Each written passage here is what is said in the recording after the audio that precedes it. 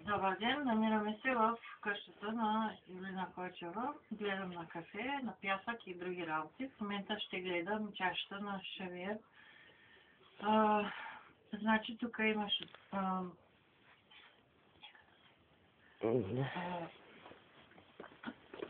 значи почваме. Така, нали? Тук имаш едни ядове, едни кахари, едни пътища имаш, разправи, едни мечти имаш, заедно ще ги осъществим с тебе и всичко ще стане много бързо и ще получиш това, което съм ти обещала като подарък. Един тормоз си правиш, един рев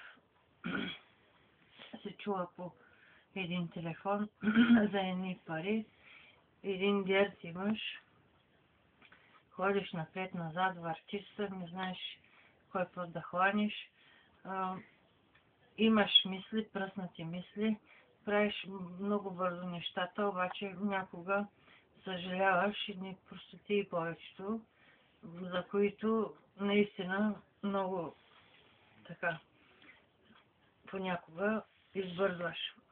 Тук имаш една тройка, която много черна.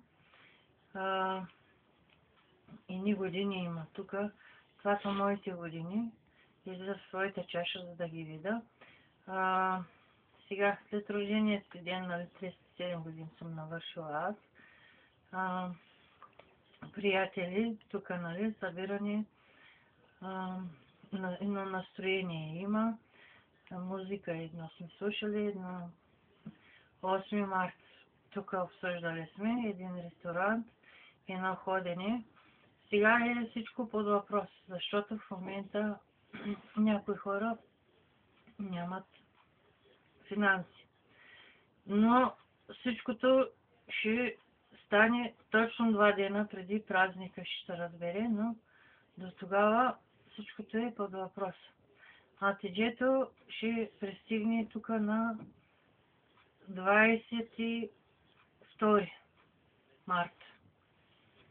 Това е майката на колежката ми и също така баба на момичето, което гледам.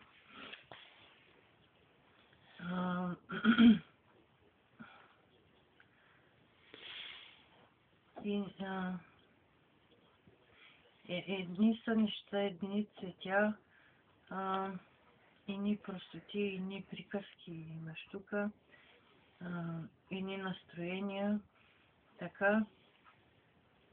До 4 имаш кой 43 годишен от Турция. Направо имам турското знаме. Полумесец. 43